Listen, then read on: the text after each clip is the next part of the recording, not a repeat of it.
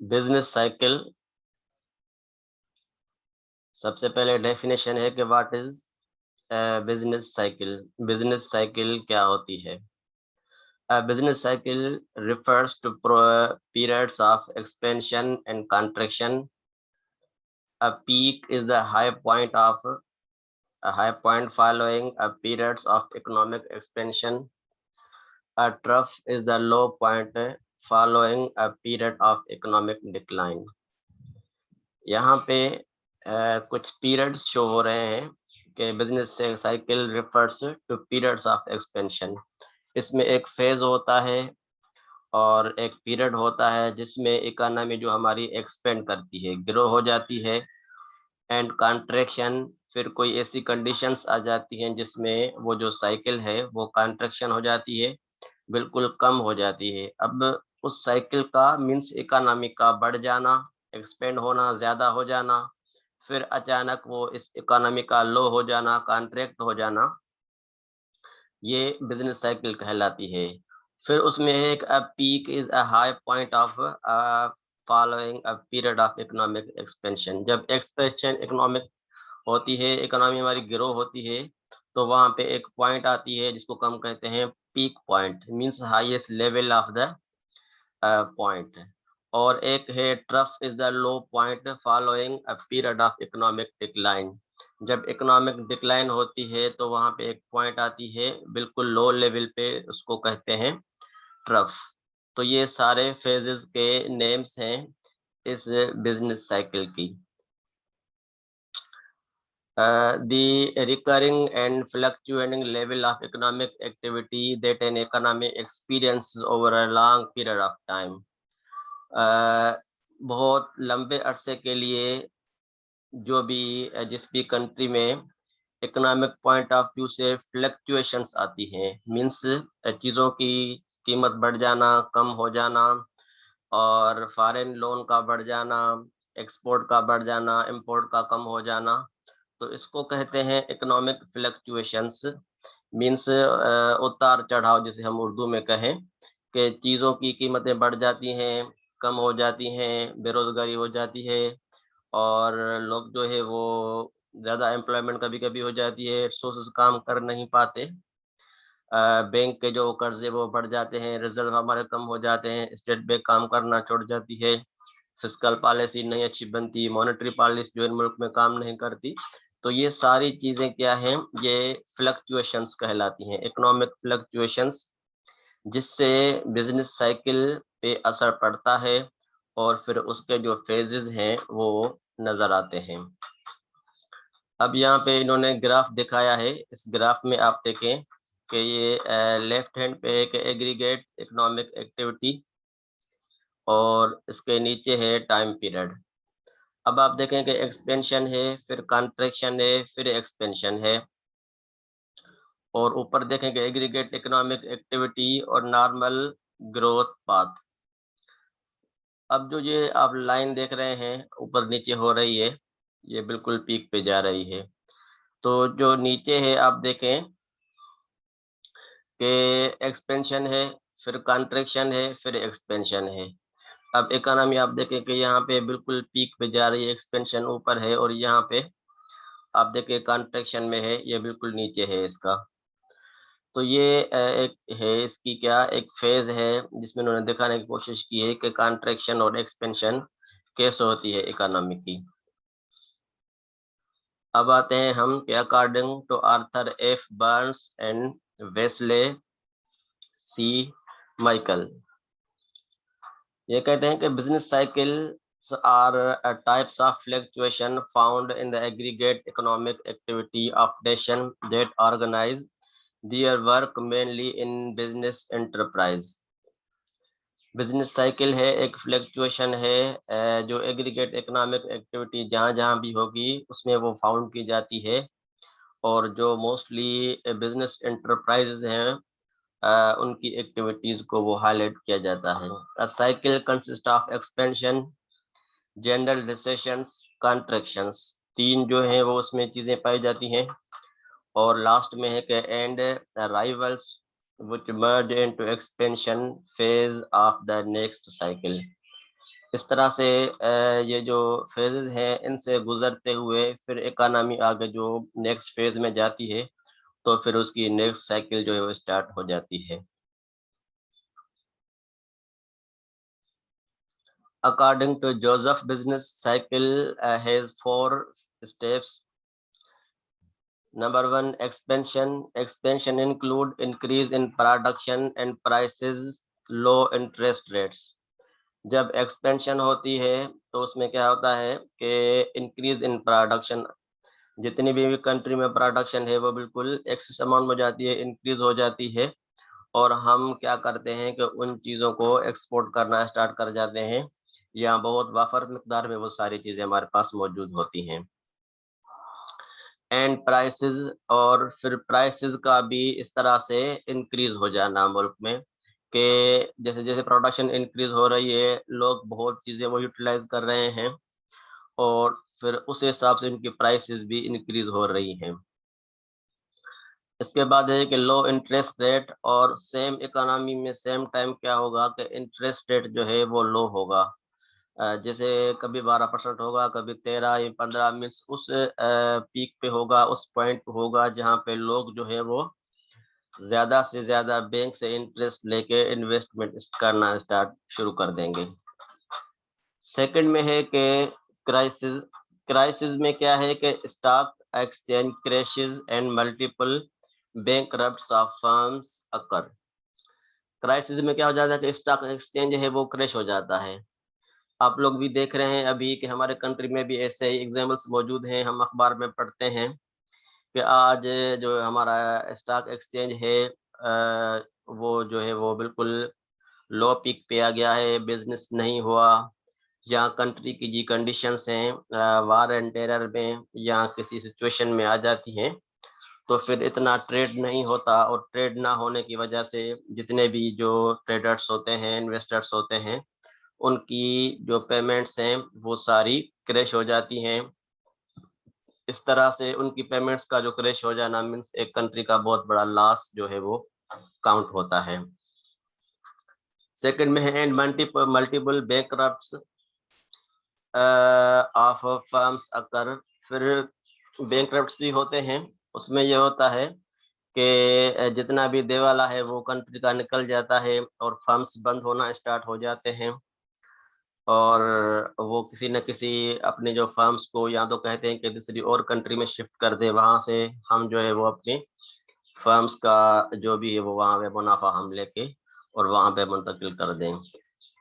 इसके बाद है रिसेशन। रिसेशन का मतलब है कि drops in prices and in output high interest rate. Recession में क्या होता है कि ड्रॉप्स इन प्राइसेस, जो प्राइसेस हैं वो जो है हमारी गिरना शुरू हो जाती हैं, and in output high interest rate. फिर जो हम आउटपुट प्रोड्यूस करते हैं वो किसी भी कीमत पे कर लेते हैं, चाहे हमारा इंटरेस्ट लो हो या हाई हो, हम क्या है कि वो इंटरेस्ट पे लोन लेके इन्वेस्ट करके और उन चीज़ों को बनाने की या प्रोवाइड करने की कोशिश करते हैं। इसके बाद है कि recovery and revival. Stocks recovers because of fall in prices and incomes. फिर आखिर में क्या होता है कि आहिस्ता आहिस्ता होके जब वो चीज़ें ज़्यादा हो जाती हैं, फिर दोबारा वो रिकवर करना स्टार्ट कर देती है इकोनॉमी। इस तरह से वो प्राइसेस हैं या जितनी भी इनकम्स है उसमें पॉलिसीज बना के आहिस्ता आहिस्ता करके वो चीज़ एक लंबे अरसे के बाद फिर ग्रो होना स्टार्ट हो जाती है। ये देख रहे हैं दोबारा आप सेम फेजेस आपके आ रहे हैं, ये लेवल ऑफ रियल आउटपुट आप देखें, और यहाँ पे सेम टाइम है। लेवल ऑफ रियल आउटपुट का मतलब है कि क्या हमारा जो है वो आउटपुट रहा।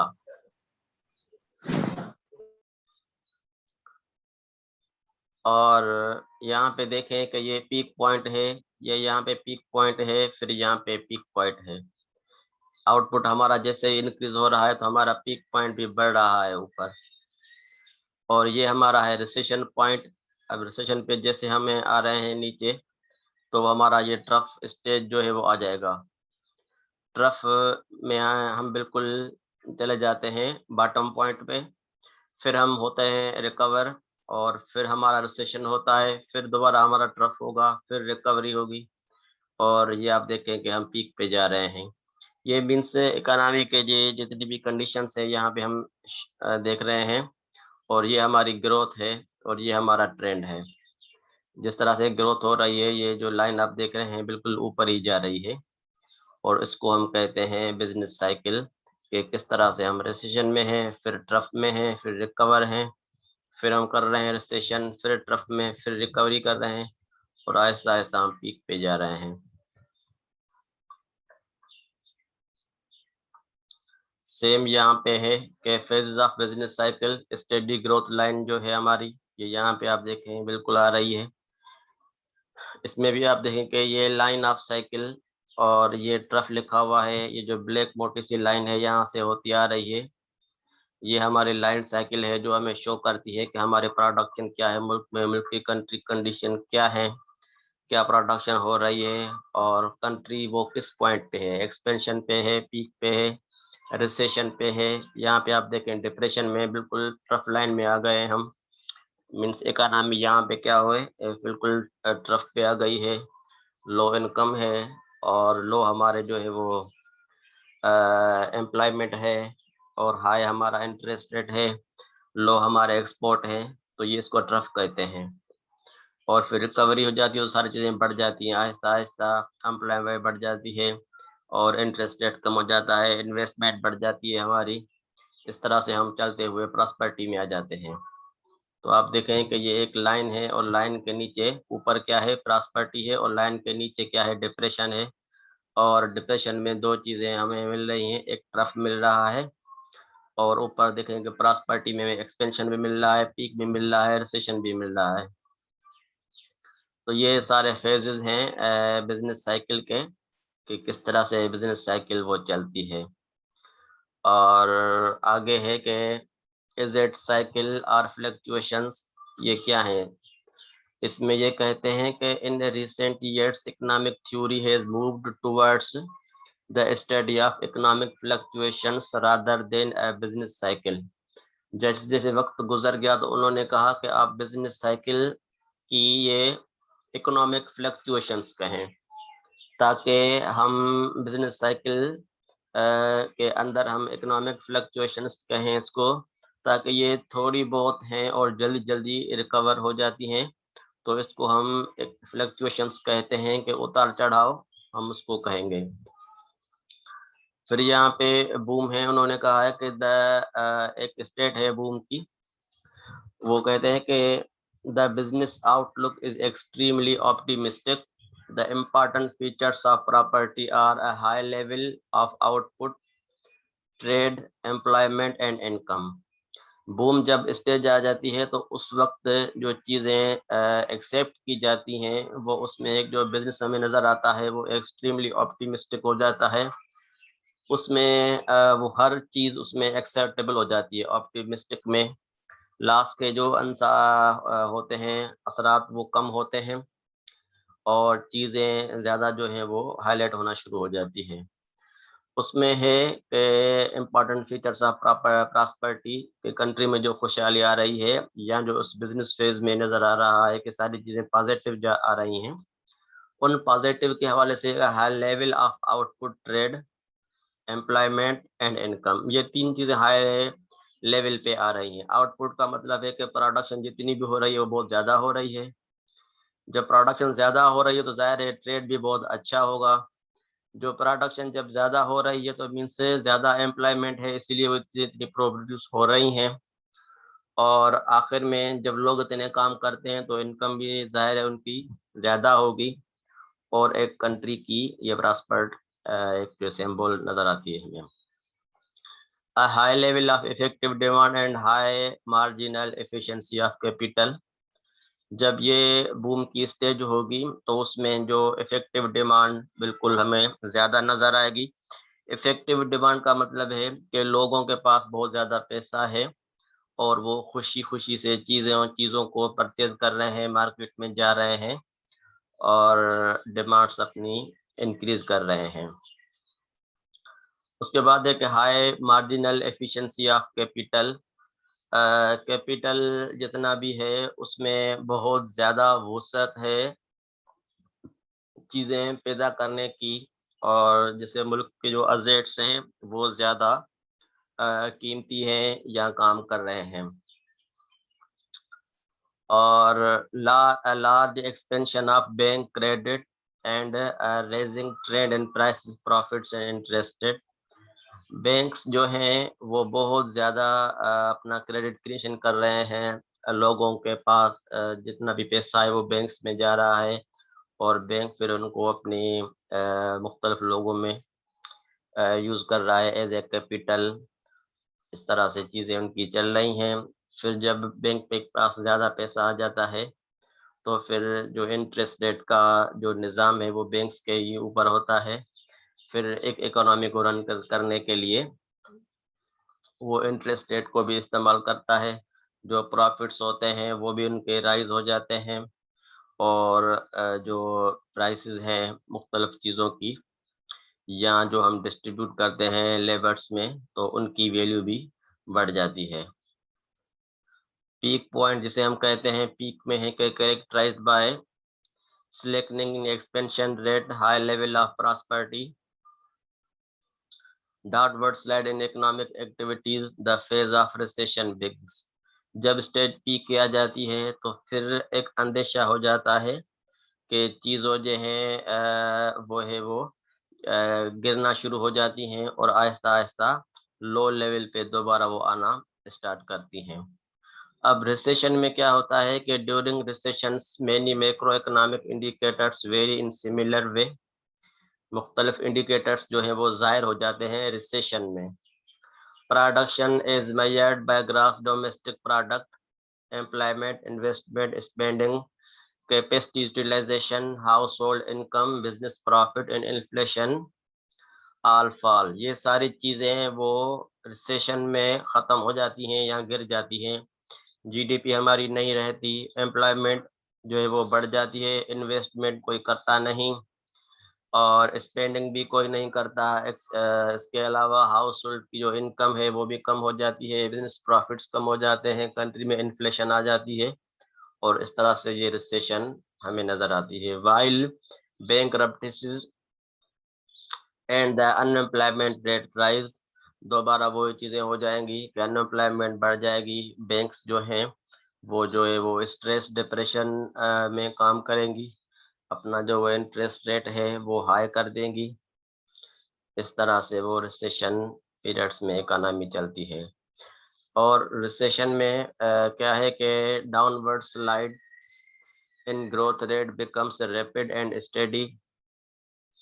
जब वो रिसेशन में होती है तो फिर चीज़ें फिर दोबारा बहाल होना स्टार्ट करती हैं और output unemployment prices etc registered rapid decline, वो जो है वो गिरना शुरू हो जाती हैं। अनएम्प्लॉयमेंट एम्प्लॉयमेंट के जो भी होते हैं आउटपुट वगैरह, और when the growth rate goes below the steady growth rate depression sets in.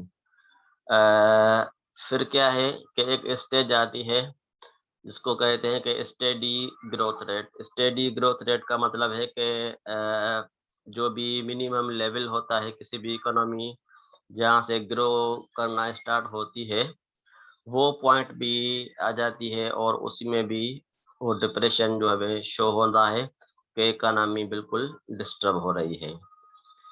Depression जो हम वर्ड यूज कर रहे हैं इकोनॉमिक पॉइंट ऑफ व्यू से उसमें हम ये लिखा है the phase of depression economic activity is at its low. बिल्कुल लो इकोनॉमिक एक्टिविटी पहुंच जाती है।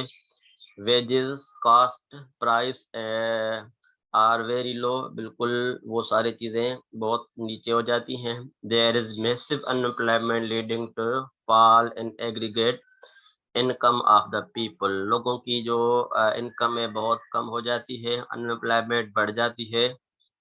This brings down the purchasing power of the community.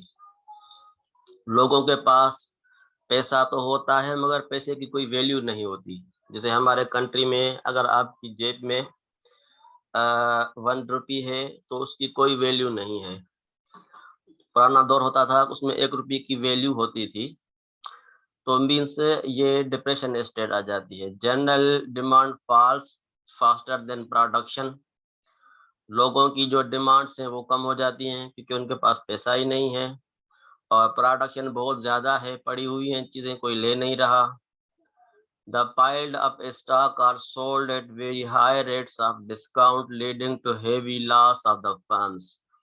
Firms क्या करते हैं कि फिर वो चीज़ें जो पड़ी हुई हैं, बहुत महंगी चीज़ें हैं, वो सस्ती बेचना स्टार्ट कर देते हैं ताकि कम से कम उनका जो लॉस है वो कवर हो जाए।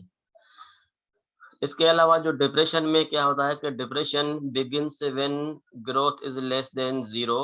अब जब हम क्वांटिटेटिव को मेजर करते हैं तो उन्होंने ये यहाँ पे शो किया है कि less than zero means zero से भी कम जो उसकी ग्रोथ आ रही है। Total output, employment, business and advances etc decline during subsequent period, वो भी सब नीचे आ जाती हैं जो है वो पॉइंट पीरियड में। इसके अलावा depression lasts as long as growth rates stay below the stagnated growth rate. तो यहाँ पे स्टेगनेटेड ग्रोथ रेट है हमारा कि इकोनॉमी जहाँ पे जम जाती है तो फिर उससे भी जो है वो नीचे आ जाती है एक इकोनॉमी किसी भी कंट्री की डिप्रेशन में। दोबारा इसके बाद है कि ट्रफ स्टेज जो हमने बिजनेस साइकिल में देखा। ट्रफ का मतलब है कि phase during which the downward trend in the economy slow down and eventually stop. बंद हो जाती है, स्टॉक एक्सचेंज बंद हो गया, बैंक्स बंद हो गए और स्टील मिल बंद हो गई। तो इस तरह से मुख्तलिफ एग्जाम्पल्स आ जाते हैं, वो चीज़ें सारी क्लोज हो जाती हैं, क्रैश हो जाती हैं। Economic activities once again registered an upward movement.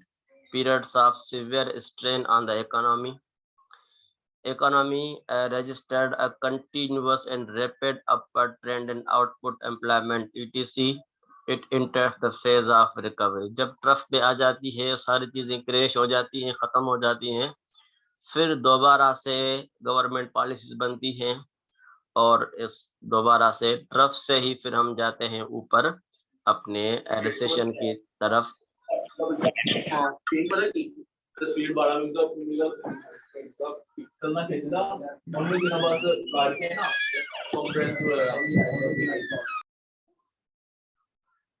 उसके बाद है रिकवरी। रिकवरी का मतलब है कि the rising price of an asset, assets की जो प्राइसेस हैं उनकी वैल्यू बढ़ जाना।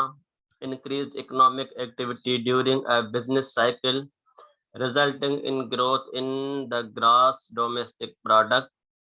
ये भी हमारी इंक्रीज हो जाती है जो हमारे जीडीपी है। collection of all or portion of a debt previous considered uncollectible, और जो हमारे डेब्ट्स होते हैं हमारे पास जितने भी किसी भी कंट्री के ऊपर, या फिर जो पहले से हमारे जैसे हमने किसी को लोन दे दिया है फिर हमें जो रिकवर होता है तो वो भी इंक्रीज हो जाती है। Valuable materials remaining after processing, और जो हमारे वैल्यूएबल मटेरियल्स होते हैं वो भी बहाल होना शुरू हो जाते हैं। Proceeds from the sale of an assets that represent depreciation that has already been taken. हम क्या होता है कि जो हमारे असेट्स होते हैं वो डेप्रिसिएट होते हैं, उनकी जो वैल्यू है वो कम हो जाती है ड्यू टू टाइम पीरियड, या जब हम जो है वो उन चीज़ों को सेल करते हैं तो उनकी वैल्यू मीन्स कम हो जाती है। तो दोबारा क्या होता है जब हम रिकवर करते हैं और बिल्कुल न्यू हम जैसे काम कर रहे हैं तो फिर उनकी भी वैल्यू इंक्रीज होना स्टार्ट हो जाती है। उसके बाद है एक्सपेंशन। एक्सपेंशन में क्या है कि इन increase in output, employment, investment, aggregate demand, bank credits, wholesale and retail prices, per capita output, standard of living. ये सारे हम इकोनॉमिक इंडिकेटर्स हैं जिसको हम कहते हैं, ये सारे एक्सपेंड होते हैं और जाहिर होते हैं, बढ़ जाते हैं, आउटपुट बढ़ जाता है, एम्प्लॉयमेंट बढ़ जाती है, लोग इन्वेस्टमेंट कर रहे हैं, एग्रीगेट डिमांड हमारे इंक्रीज हो रही है, बैंक क्रेडिट्स बढ़ रहे हैं, होलसेल एंड रिटेल प्राइसेस वो नॉर्मल पे आ जाती हैं, पर कैपिटा आउटपुट बहुत ज़्यादा हो जाता है और लोगों के रहने का जो स्टैंडर्ड है, मयार है, वो भी अच्छा हो जाता है। Recovery and expansion. In the recovery phase, the growth rate may still remain below the steady growth rate.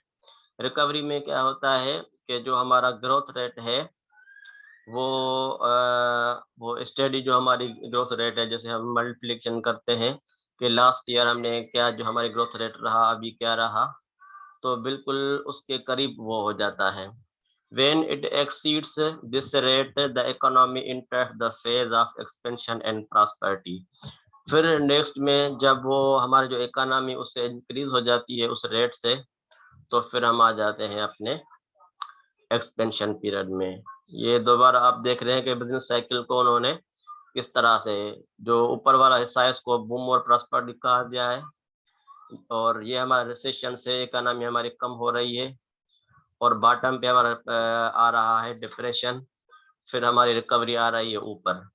जो हमने इससे पहले डिस्कस किया वो सारे इस सर्किल में घूमते हैं।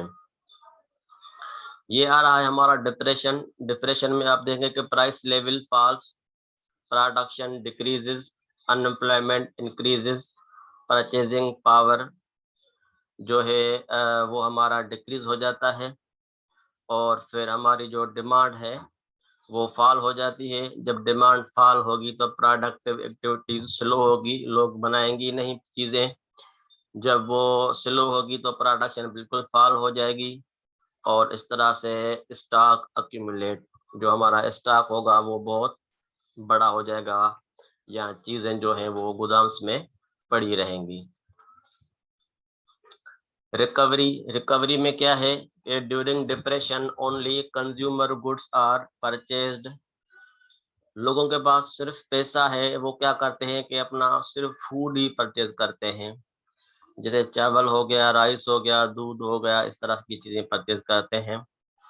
Durable goods remain unsold. ऐसी चीजें जो जैसे टेबल है, चेयर है, कुर्सियां हैं, तो वो चीजें पड़ी रहती हैं, लोग नहीं लेते। उसके बाद है कि old durable goods either get consumed और बिकम एब्सोलीट। जो पुरानी चीजें हैं वो लोग परचेज करते हैं क्योंकि उनको सस्ती पड़ती हैं, या जो उनके पास ऑलरेडी मौजूद है उनसे वो काम चला लेते हैं। Purchase of goods again becomes necessary. फिर क्या कि जब वो सारी चीजें जो उनके पास ऑलरेडी हैं और बिल्कुल खत्म हो जाती हैं, तो फिर मजबूरन वो मार्केट जाते हैं और वो चीजें जो जैसे बेड, अलमारी वगैरह है वो परचेज करते हैं। और फिर है कि प्रोड्यूसर परचेज दीज गुड्स। फिर जब उनकी डिमांड बढ़ती है तो जाहिर है वो जिनके पास स्टॉक होगा फिर वहां से वो चीजें परचेज करना स्टार्ट करेंगे। जब वो स्टार्ट करेंगे तो प्रोडक्शन इज इनकरेज। फिर जाहिर है दोबारा वो भी चीजें मजबूरन न्यू बनाएंगे। और उसके बाद इंक्रीज इन एम्प्लॉयमेंट। एम्प्लॉयमेंट बढ़ेगी, जाहिर है उन चीजों को बनाने के लिए लोग चाहिए। Increase in demand for consumer goods. जब लोग चीजें बनाना शुरू करेंगे तो जाहिर है उनको भी डिमांड बढ़ जाएगी, लेबर की भी। और greater production of capital goods, फिर उनकी भी डिमांड बढ़ जाएगी। और इस तरह से encouragement of production consumer as well productive goods, दोनों की फिर डिमांड्स बढ़ जाएंगी। प्रोग्रेस इन बोथ इंडस्ट्रीज, फिर इंडस्ट्रीज की भी जो है वो वैल्यू बढ़ जाएगी। आखिर में हमारा फुल एम्प्लॉयमेंट हो जाएगा कि सारे जो हमारे रिसोर्सेज हैं वो यूटिलाइज हो रहे हैं। इसके बाद है हमारी बूम स्टेज। बूम स्टेज में क्या है कि एम्प्लॉयमेंट इंक्रीज।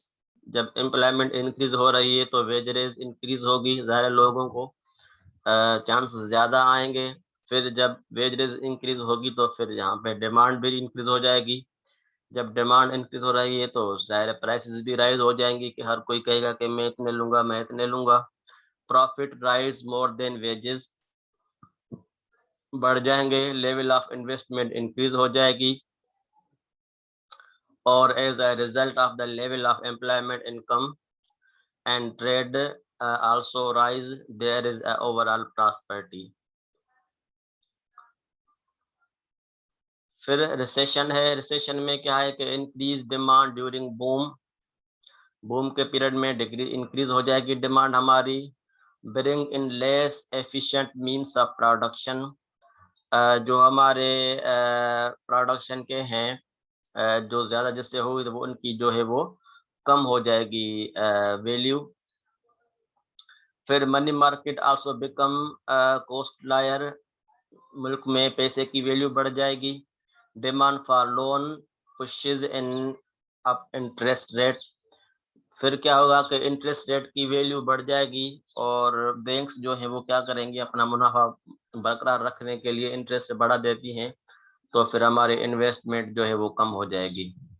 इस तरह से quantity of investment begins to decrease, फिर वो ज़ाहिर है लोग इन्वेस्टमेंट नहीं करेंगे। Cost of production goes up, और फिर महंगाई का जो तूफान आ जाएगा, प्राइसेस कमोडिटी राइज, वो बढ़ जाएंगी। बिकमिंग अ डिप्रेशन, और सारी इकोनॉमी फिर हमारी डिप्रेशन में आ जाएगी। और इसके बाद है कि decrease in spending by consumers due to lack of faith in economy, फिर वो हमारा जो है वो फेथ खत्म हो जाएगा। यहाँ पे जो हेडिंग है उसमें what causes the depression, depression के काजेज क्या होते हैं, तो एक इसमें ये आएगा। सेकंड में है कि लेस कंजप्शन, कंजप्शन हमारी कम हो जाएगी। मैन्युफैक्चरिंग गुड्स जो है वो कम हो जाएंगे, प्रोडक्शन हमारी कम हो जाएगी।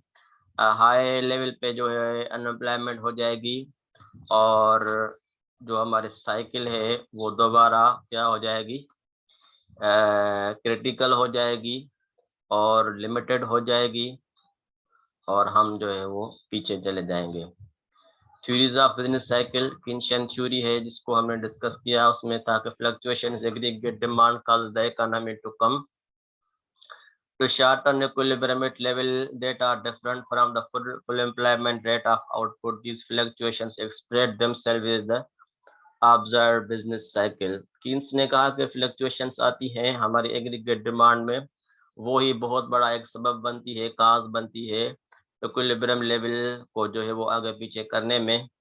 तो वो कहते हैं कि अगर आपकी जो डिमांड है, जो एग्रीगेट डिमांड है, अगर वो अच्छी रहेगी तो आपकी जो बिजनेस साइकिल वो लॉन्ग टर्म चलेगी किसी भी एक कंडीशन में। इसके बाद है कि theories of business cycle, real business cycle theory है एक, ये टाइम ओवर हो रहा है, लास्ट मिनट है। और ये पॉलिटिकल बेस्ड बिजनेस साइकिल है, ये स्लाइड्स में आपसे शेयर करूंगा। और आखिर में how we measure business cycle, the